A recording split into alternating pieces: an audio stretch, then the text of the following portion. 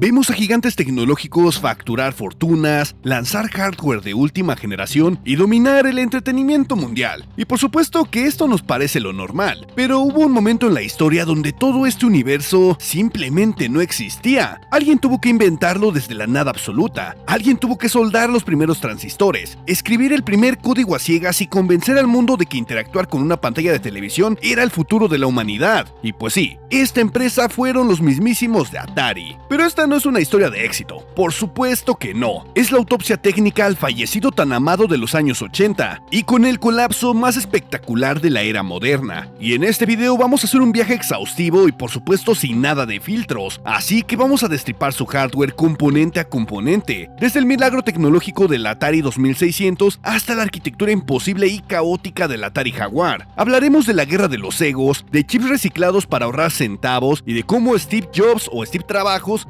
manipuló al mismísimo Wozniak y el infame entierro en el desierto de Nuevo México, y cómo la avaricia transformó a los pioneros absolutos de Silicon Valley en una marca zombie. Así que prepárate, corre por tu desayuno y tu cafecito, ponte el pantalón porque vamos a ver cómo es que se construye un imperio y también cómo se quema hasta los cimientos. Pero antes, un pequeño mensaje de nuestro sponsor. Espera un momento, ¿quieres conseguir tu Windows y tu Office totalmente legal y a un precio realmente bajo? Pues aquí te traigo el mejor sitio confiable donde puedes comprar tu licencia tanto como para Office como para Windows, y también si los quieres comprar en paquete, ¿por qué no? Porque aquí vas a poder conseguir desde el mismísimo Office 2016 Professional Plus hasta el Office 2024 Home. Y déjame decirte que no tienes nada de qué preocuparte, porque te los traigo con un descuento del 62%. Y si te preguntas qué hay para activar tu Windows, pues vas a poder encontrar desde la licencia de Windows 10 Home hasta la de Windows 11 Pro. Y no solo eso, porque no voy a permitir que te comas el precio completo, y te traigo un descuento del 50% para tu licencia de Windows. Y como bien te lo dije, si quieres combinar y comprar tanto como Office como Windows 11, también están en descuento del 62%. Así que corre y compra tus licencias.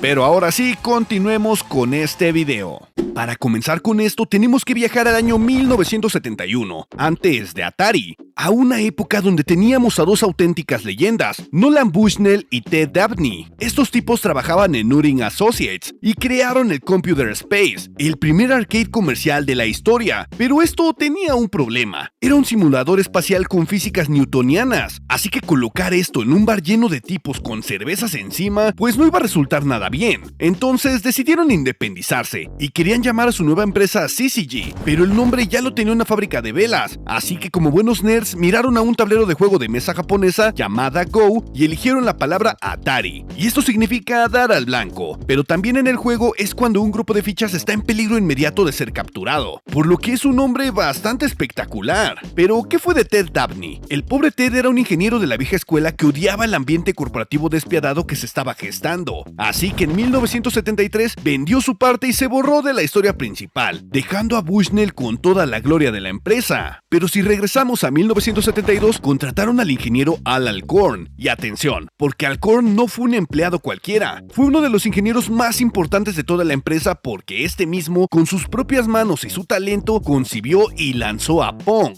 El éxito fue tan masivo que la primera máquina de pruebas se averió porque literalmente se atascaban las monedas. Así que Atari se consolidó como una de las empresas dominantes de las recreativas. Y lo mejor es que no estaban solos. Tenían que pelear a muerte contra competidores como Namco, Sega y Midway Games. Pero Atari construyó un imperio indiscutible con una racha de éxitos enfermiza, porque en 1979 lanzaron Asteroids, una genialidad de gráficos vectoriales que imprimía dinero y que durante años fue uno de los arcades más rentables de todos los tiempos. Un año después atacaron con Missile Command, el juego que encapsuló toda una paranoia de la Guerra Fría y además definió parte de la identidad bélica de la marca. Pero sus éxitos no terminaron aquí, porque en el año 1981 llegó Sensei Pete. Codiseñado por Donna Bailey, este fue un éxito comercial colosal que logró expandir masivamente el público de los videojuegos, y mucho más allá del estereotipo habitual. Y por supuesto, sin olvidar las auténticas maravillas técnicas que fueron Tempest o Battlezone,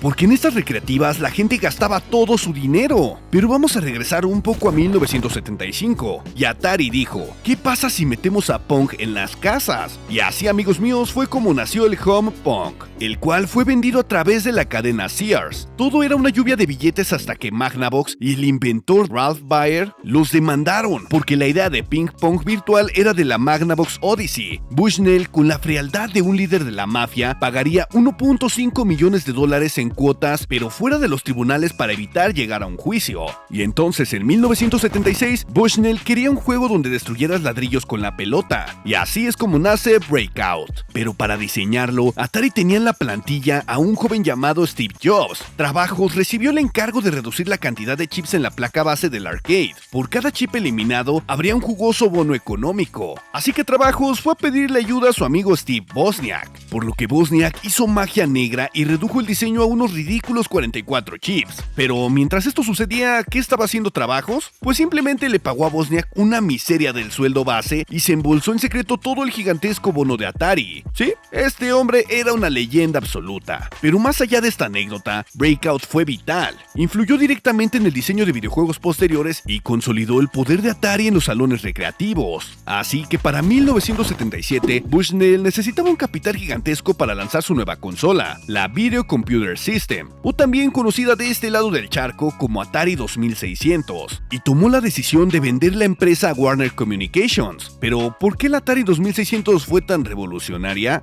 Esto no solamente fue por sus circuitos, sino porque popularizó las consolas basadas en cartuchos intercambiables ROM. Ya no comprabas una máquina que traía un solo juego integrado, comprabas una plataforma, así que esto ayudó a definir completamente el mercado doméstico moderno. Pero sabemos perfectamente que este tipo de historias no puede estar libre de caos corporativo, así que Warner coloca al directivo Ray Kassar, un ejecutivo engominado de la industria textil que odiaba los videojuegos, pero cuando Bushnell lo mandó a volar fue expulsado de su propia empresa, fundando más tarde Chuck E. Cheese. Bajo el poder de Kassar, la 2600 generó miles de millones de dólares para Warner, pero Kassar trataba a sus programadores como peones, negándoles créditos y llamando a los diseñadores de toallas. Por puro orgullo, los mejores ingenieros de la compañía, David Crane, Larry Kaplan, Alan Miller y Bob Whitehead, renunciaron y huyeron de la empresa. Pero aquí vamos a hacer una pausa de unos pocos segundos. Aquella rebelión acabaría creando Activision, la primera gran desarrolladora independiente, o también conocida como Third Party,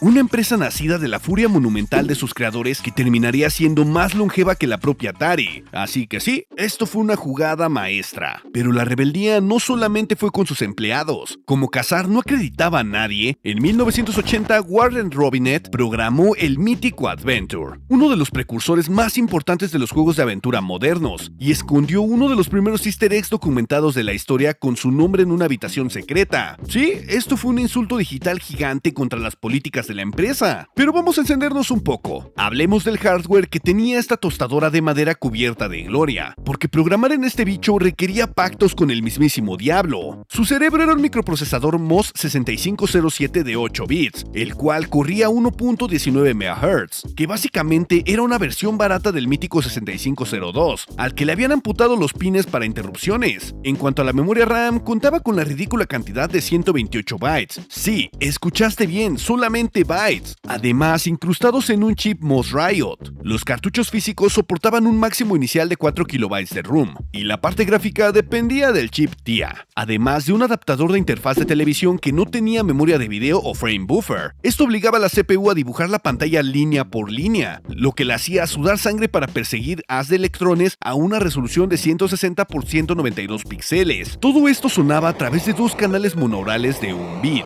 y lo mejor es que este armatoste tragaba 9 volts de corriente continua a 500 miliamperios. Todo un pedazo de ingeniería. Pero este bicho se hizo famoso por juegos como Pitfall, River Raid, Adventure, Jazz Revenge y Hero. Y bueno, no podemos olvidar el mítico Asteroids. Pero Atari comenzó a ver el dinero que hacía Apple, y en 1979 sacaron las computadoras Atari 400 y Atari 800, armadas con un procesador 6502 a 1.79 MHz y el glorioso chip Poké para sonido polifónico. Mucha gente compró estas máquinas por un solo motivo: Star Raiders, la verdadera aplicación estrella de la plataforma que te volaba la cabeza. Pero más tarde llegarían con el Atari 800 XL, que se convirtió en la principal pesadilla competitiva de la Commodore 64. Pero esto no fue porque la destruyera en ventas, sino porque era la única máquina que realmente podía competirle técnicamente. Y aunque la Commodore 64 tenía mejores sprites por hardware, la Atari 800 XL tenía ventajas algo interesantes. Primero, tenía el mítico Antic que podía generar múltiples modos gráficos, una display list que permitía cambiar la resolución y colores dentro de la misma pantalla. Además, contaba con scrolling bastante avanzado y modos de gráficos más flexibles, lo que daba como respuesta que muchos programadores consideraban que el sistema gráfico de Atari era más elegante e incluso bastante más avanzado. Pero a principios de los años 80, el líder de Commodore, Jack Tramiel, del cual si quieres saber su historia te puedes ir a ver el video de Commodore, pues este mismo inició una de las guerras de precios más agresivas de la historia de la informática doméstica, y las sucesoras de esta línea fueron las Atari 65XE y 130XE, representando la última evolución de la familia de 8 bits de esta marca, y fueron tan importantes porque la CPU ya no tenía que dibujar todo en la pantalla. Antic podía leer instrucciones gráficas llamadas display list y generar la imagen casi por su cuenta, así que sí, aquí ya se permitían efectos visuales muy avanzados para una máquina de 8 bits. La versión barata era la Atari 65XE, su principal recorte eran los 64 KB de memoria RAM, y la Atari 130XE era la versión costosa, porque contaba con 128 KB de memoria RAM, memoria que se dividía en dos bloques de 64 KB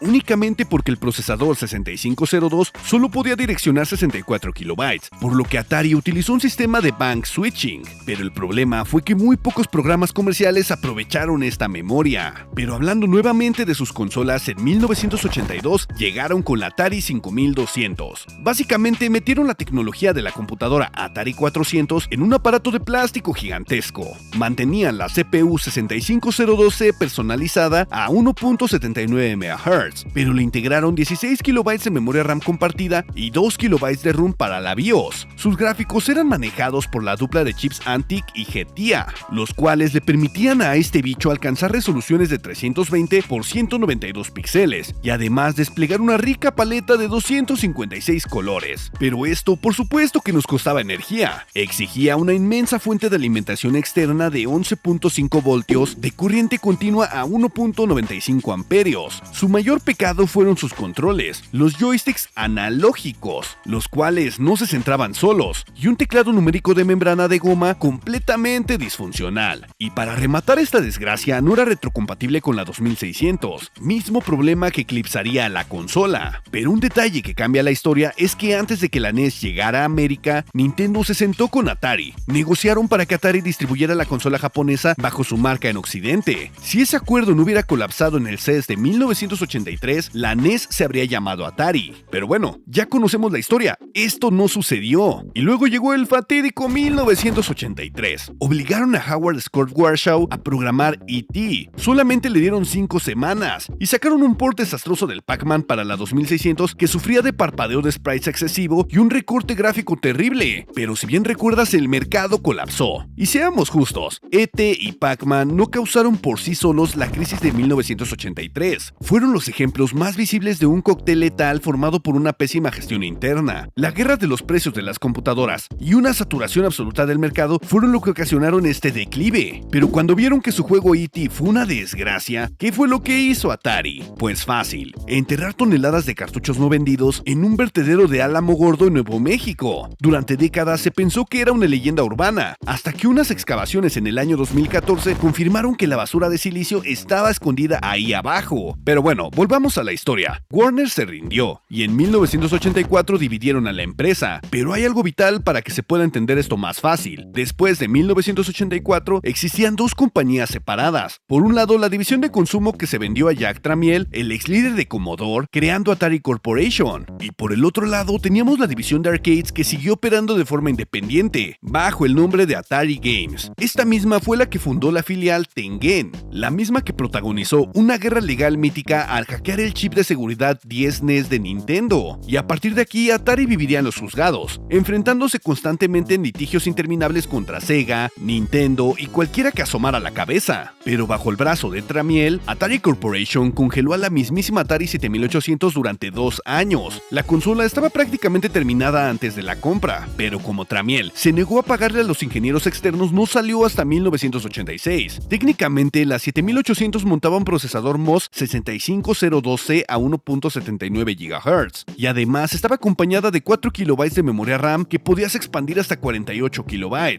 soportando inmensos cartuchos que iban desde los 16 hasta los 512 KB de ROM. Su corazón vital era el potente chip gráfico Maria, el cual tenía la capacidad de mover 100 sprites simultáneos a resoluciones de 320 x 240 píxeles y permitía mostrar 25 colores en pantalla. Sin embargo, reciclaron el prehistórico chip de audio TIA, el mismo que utilizaron en 1977 solamente para ahorrar unos cuantos centavos. Pero eso sí, hay que reconocerle algo vital frente a la 5200, pues la 7800 era totalmente retrocompatible con la 2600. Y bueno, la Atari 7800 tuvo una recepción algo curiosa. Técnicamente fue bien valorada y llegó a tener un buen impacto, pero comercialmente se quedó atrapada entre la crisis de Atari y el renacimiento de los videojuegos con Nintendo. Lo malo es que este bicho competía contra la ColecoVision, la NES y la Sega Master System, pero la verdadera joya de la corona fue la Atari ST. Sus especificaciones incluían un robusto Motorola 68K a 8 MHz, la interfaz gráfica GEM y hasta 4 MB de memoria RAM según el modelo. El ST desató la guerra contra la Commodore Amiga, y ojito, porque el ST nació a tiempo récord, porque Tramiel les exigió a sus ingenieros que estuviera listo antes que la Amiga. Un desarrollo acelerado que explica la violenta rivalidad. Pero, ¿por qué triunfó el ST? Pues fácil, tenía puertos MIDI integrados, convirtiéndose en el estándar absoluto para los músicos y para los estudios, y además arrasó brutalmente en Europa. Fue extremadamente popular en Alemania, Reino Unido y Francia, llegando a competir y a superar a la Amiga en varios de estos mercados. Posteriormente lanzaron la Atari Portfolio, la computadora de bolsillo que sale hackeando cajeros automáticos en Terminator 2. En su momento era una pequeña maravilla. Tenía un procesador Intel 80C88, una pantalla monocromática y podía ejecutar versiones de programas básicos, y cabía prácticamente en un bolsillo. Y finalmente llegaron con la Atari Falcon 030. Era una máquina bastante interesante. Tenía un procesador Motorola 68030, gráficos mejorados, sonido digital de alta calidad bastante avanzada para la época, y estaba pensada para usuarios creativos. El problema era que Atari llegó a la fiesta cuando todos ya se habían ido. La competencia ya tenía máquinas más rápidas, Windows estaba conquistando oficinas y la propia Atari estaba más que perdida. Pero en 1989, Atari compra los derechos del programa Handy, creado originalmente por la compañía Epix, y lo lanzaron como Atari Lynx. Fue la primer portátil a color con su pantalla LCD retroiluminada. Y presta atención a sus componentes, porque era un monstruo técnico. Utilizaba dos chips CMOS a 16 MHz. El primero, llamado cariñosamente como Mickey, integraba una CPU de 8 bits a 4 MHz y manejaba 4 canales de audio DAC. Y el segundo bicho estaba apodado Suzy. Era un brutal coprocesador de 16 bits que actuaba como bleeder y motor matemático para escalar sprites por hardware. Poseía 64 KB de memoria DRAM ultra rápida a 120 nanosegundos, un puente de red con links para partidas LAN y una pantalla LCD de 160 x 102 píxeles, capaz de mostrar 75 fotogramas por segundo. Y en un bicho de 1989, técnicamente destrozaba la Game Boy, pero era un aparato gigante y exigía 6 baterías AA que duraban apenas unas 4 horas, así que Nintendo ganó por la autonomía y por el Tetris. Pero llegamos a 1993, lanzan la Atari Jaguar con la masiva campaña publicitaria Do the Math,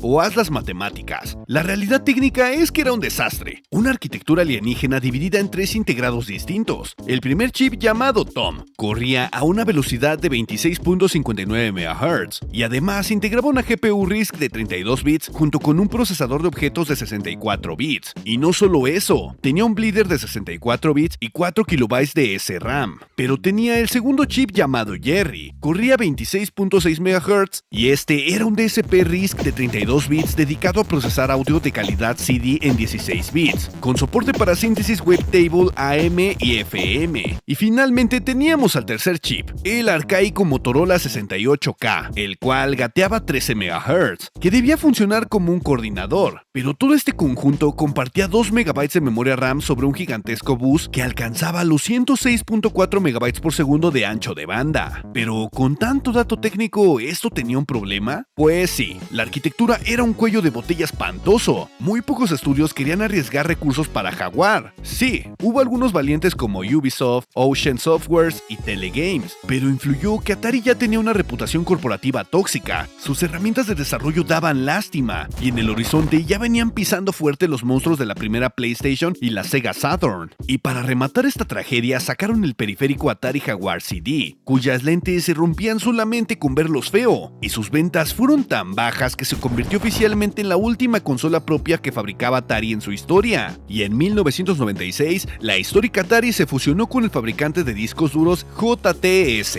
marcando el final definitivo de Atari como fabricante independiente de hardware. Y en 1998 le vendieron la marca a Hasbro Interactive, y Hasbro Interactive fue comprada por los franceses de Infogrames, quienes terminaron cambiando su nombre legal a Atari SA, solamente para aprovechar el reconocimiento de la marca. Pero después esta marca zombie comenzó a vender NFTs y gorras con altavoces. Pero vamos a cerrar esto con un broche de oro, la Atari VCS de 2020, financiada por crowdfunding. Y técnicamente esto es una PC x86 impulsada por un procesador Ryzen R1606G. Sí, tenía en su interior un procesador embedido con una litografía de 14 nanómetros, 8 GB de memoria RAM DDR4 y gráficos Vega 3. Este bicho es capaz de ejecutar Linux, Windows y aplicaciones de computadora, pero pedir $300 por ella, pues esto mismo la condenó al olvido instantáneo. Pero cuando apagamos el monitor y el ruido de los ventiladores se detiene, es muy fácil juzgar a Atari. También es fácil reírnos de las 6 pilas que devoraba la Lynx, del diseño indescifrable de la Jaguar, del orgullo desmedido de Ray Kassar, tratando a sus ingenieros como obreros de línea de ensamblaje, o de ese vertedero lleno de cartuchos pudriéndose en el desierto. Sus errores fueron colosales, sus fracasos fueron legendarios, pero si queremos ser justos con la historia, tenemos que entender algo fundamental. Ellos estaban caminando a oscuras en un territorio inexplorado. No había un mapa, no había estudios de mercados fiables ni un manual de instrucciones sobre cómo sostener la industria de los videojuegos, porque la estaban construyendo ellos mismos con sus propias manos, a cada paso que daban. Atari tuvo que cometer muchos pecados originales de la industria para que los demás pudieran aprender. Nos dejaron modelos como las consolas por cartuchos intercambiables, un estándar que definió décadas de entretenimiento. Ayudaron a crear la industria del arcade moderno desde la nada, y popularizaron masivamente los videojuegos al introducir una consola en millones de hogares alrededor del mundo. Pero lo malo es que su propia tiranía corporativa empujó a sus genios a rebelarse, creando el concepto de estudios independientes o third parties, los mismos que hoy sostienen a toda la industria. Además, fueron una cantera innegable de talento, emplearon a figuras históricas, demostraron que hasta el propio Steve Trabajos pasó por Atari antes de fundar Apple, y en conjunto ayudaron a construir la base inquebrantable de la cultura tecnológica de Silicon Valley. Así que Atari fue como Ícaro, construyeron unas alas de silicio, volaron demasiado alto, se cegaron con el sol de su propio éxito, se quemaron y cayeron al vacío, pero durante un instante glorioso, en medio de la década de los 70s y 80s, nos enseñaron a todos que se podía volar. Y eso, amigos míos, eso es un legado que ningún fracaso corporativo podrá borrar jamás. Y con mucha felicidad quiero presentarles a los miembros del canal. Y con nosotros está Kempo the Turtle, NBCD95, Pablo Yesid, Adri Cirosu, Alonso 14, Damn Damnation, Diez Valar 1 y no podemos olvidar a Juan Manuel Rojas Hernández. Les mando un gran saludo y un fuerte abrazo. Muchas gracias por apoyar el canal. Y si te gustaría saber de algún tema en especial de algún procesador, puedes hacérmelo saber igual en la caja de comentarios. Estoy pensando en abrir un apartado de encuestas donde ustedes mismos elijan el próximo tema del video. Así que si estás escuchando esto, estate atento a las encuestas, porque estaré dejando 3 opciones para el próximo video en la próxima encuesta del canal. Te invito a darle like al hyper y a suscribirte. También a seguirme en mis redes sociales, las cuales estarás viendo en pantalla. Y si quieres apoyarme con un super, claro que puedes hacerlo. Te dejo en pantalla cómo hacerlo. Así que yo soy Alan, el gamer desempleado, y nos veremos en el próximo capítulo.